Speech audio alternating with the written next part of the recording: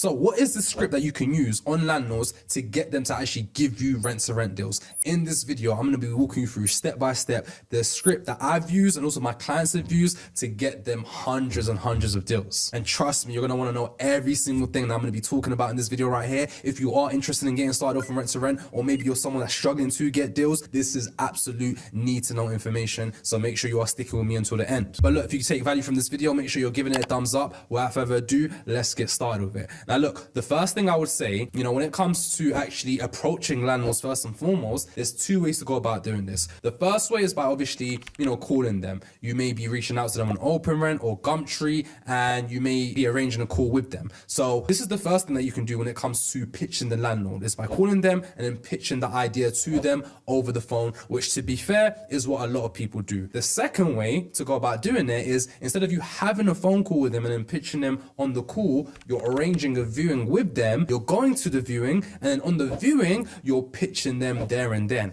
In my experience, I've seen you or someone going to a viewing and then pitching it to them work so much better compared to someone on the phone trying to pitch them to the landlord. Think about it. If you are calling someone, if you're calling a landlord and you're trying to pitch them, it's very easy for them to just dismiss you because they can just hang up the phone on you. It's nothing. Do you see what I'm saying? And that's what happens a lot of the times. Whereas if you are face to face with someone, most people are not that disrespectful. Do you see what I'm saying? That's first. But second, because you've made an effort to actually go to the property, you both travel to the area or to the property itself, and you made that commitment to actually meet each other, that will be even more of a reason why the landlord would be open to at least hearing you out and also having a conversation with you as well about the idea. And this is where it starts, trust me. So personally, out of the two, I definitely prefer actually going to the viewing and actually pitching the landlord himself or herself the idea of a rent-to-rent service accommodation, just so I'm able to increase my chances. Now look, if the property is quite far away from you and you don't want to be traveling hours, that's completely fine. It can definitely work you pitching over the phone. You just got to make sure that you're doing it the right way. So look, when it comes to you actually pitching landlords, what you want to be doing is, when you're pitching them, you want to pitch them as if you are a company, because you are a company. And in order for you to do that, you want to make sure that you're actually setting up your company from the start, because look, these landlords can easily search you up. They can search up your company name. If you give them a company name, they can see when it's registered or when it had been registered, and they can find out who the directors are as well. So make sure you're setting up your limited company, and also make sure you're setting up your website as well. This is so important, because I've seen people that have contacted landlords. The landlords were open to the idea of a rent-to-rent and service accommodation, but then when they came to find out that they didn't have a website, this was a massive red flag, and it put the landlord off wanting to give that person the deal. And understandably so, because who are you? Who are you really? I can't find you online. You don't have a website, and that's instant red flags right there. So make sure you are having a website. That is like your online shop right there, and this is where people can find out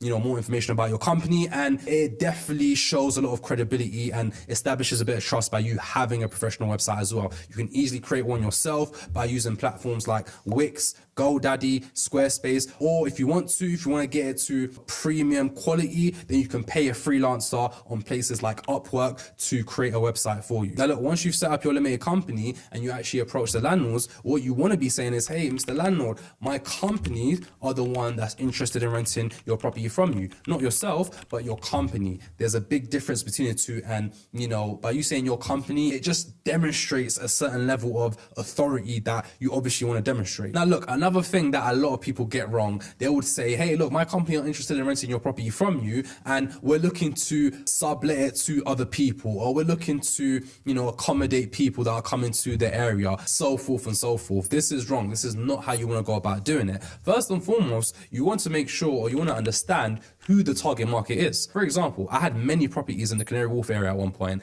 and most people know that the Canary Wharf area is the financial hub of the UK, and there are so many different corporate companies that are based there. So that was the target market in that area, and because of that, I could leverage that whenever I'm approaching landlords and actually pitching them the idea of a service accommodation. I could say, hey, look, Mr. Landlord, I'm looking for properties in the Canary Wharf area because there are loads of these different corporate companies that are based there, and whenever they have their staff members, their employees traveling to this area, area for work trips and business, we obviously want to put them up in our, accommodation. So we come across your property, it fits exactly what we're looking for, and we're interested in renting it from you quite long term. So this is something that I highly recommend you actually do when it comes to the area that you're looking to target. Make sure you're doing research. If there's not a lot of corporate companies that are based there, what is based there and what actually brings people to that area and what attractions are there? If there's a lot of construction work taking place, then you can use that. You can leverage that. If not, obviously you don't want to lie to the landlords and say, hey, look, we're going to be targeting corporate companies when the demand is just not there. Obviously, no, you want to be very honest with them, but you want to make sure that, again, you're identifying, the demands in an area, and you're doing your research so that you can leverage that when you're pitching the landlord. But if you are in certain areas that doesn't have any of that going on and it's just pure holiday lets, that's a bit different. And obviously you want to be upfront and honest about that. For example, if you're getting a place in Brighton, for example, Brighton is more of a seaside town. People go there for the weekend, people go there in the summer. So if you are getting in a town like that, you would want to be upfront and honest and tell them, look, hey, we are looking to accommodate people that are looking to come to this area for leisure purposes. Now look, one very important thing that you need to understand when it comes to pitching landlords, a lot of the times, or even some cases, most of the times, they are going to be resistant to the idea. They may start off with a rejection and may say, hey, you know what, I'm not really too interested in this, I'm sorry. Or they may just be putting up their guards very quickly and trying to push you away. That is completely normal and you should expect this. I've contacted so many landlords in the past and most of them say no off the bat. That doesn't necessarily mean that you can't open them up. In fact, in most cases, most of the landlords that I've contacted and the ones that I've said no, not all of them, but quite a few of them, I've managed to open them up and actually get them open to the idea itself. And part of the reason why I was able to do this was because I was actually asking the right questions. I was finding out why this would be a put off to them. Is there something about this that they're against or they're just put off by? Have they had bad previous experiences? Do they know other people that have had previous experiences that have been negative with this sort of thing? Have they heard rumors about this sort of thing? And then I can, adjust my response accordingly to try and put them at ease and reassure them that, hey, look, we are a professional company and we take pride in what we do and providing our customers and also clientele such as landlord with a high quality service. We're looking to work with people long term and we can't do that if we're, messing about and doing all these different things and getting people in the property, throwing parties, etc., etc. And that's another big concern that a lot of landlords have as well, is that, who are you going to be putting in my property? How they're going to treat my property, etc., etc. So you want to ensure that you're giving them that reassurance that their property is going to be maintained to a very, very high standard. You want to let them know that you're going to be providing a deep cleaning service. You want to let them know that you're also going to be inspecting the property on a regular basis too. And you also want to let them know that you will take care of any minor maintenance issues so that they're not bothered with that sort of thing. So by you, doing all of this and approaching it the correct way and tailoring it to, what their issues about this would be, then the likelihood of them at least opening up to that idea will increase. Another thing that you actually want to highlight are the incentives of actually going ahead with something like this. Why should they go ahead with you? Especially if they've got loads of different tenants that they can go ahead with. This is especially true if the landlord has a property in an area that's extremely popular. If they're in a city center or a town center and loads of people want to live there, then yeah, chances are they're going to have loads of people that are interested in just renting their properties from them, on top of other people that are interested in doing rent-to-rents from them as well. So the question is, why should they go ahead with you?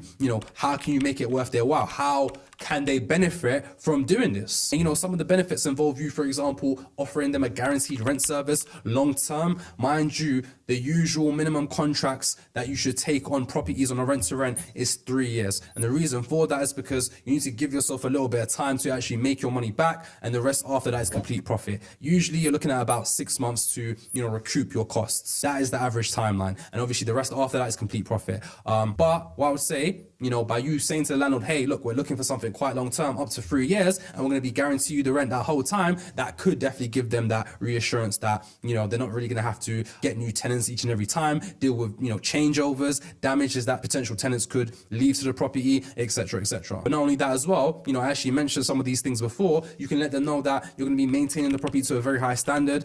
Some tenants, they don't really treat the properties the best, if I'm being honest with you. So, but with you, it's going to be different. And also another thing that you can tell them as well, and I mentioned it before, is that you're going to be maintaining maintaining the property to a very high standard. Some tenants don't actually treat the property, kindly, with care, and obviously that's a problem. But with yourself now, because essentially you're going to be running it like a hotel, you have to be maintaining it like a hotel as well, and that requires you to maintain it almost to a showroom standard. So you definitely have to make the landlord aware of this, just so that they know that their properties are in good hands and they're going to be maintained and taken care of very well. Another thing I mentioned before, you're going to be inspecting the property on a regular basis. Any issues that come up, whether it's issues with whatever with the property itself, as long as it doesn't cost too much money, you're going to be taking care of it. If it's any cosmetic issues, if any furniture gets damaged or something gets damaged in the property, then you're going to be taking care of it. You're going to be on top of it 100%, because you have to be, because if you're not, then the guests are going to be complaining in that property and they're not going to want to book with you. That's going to be bad for business, and that's going to affect your business. And of course, you have to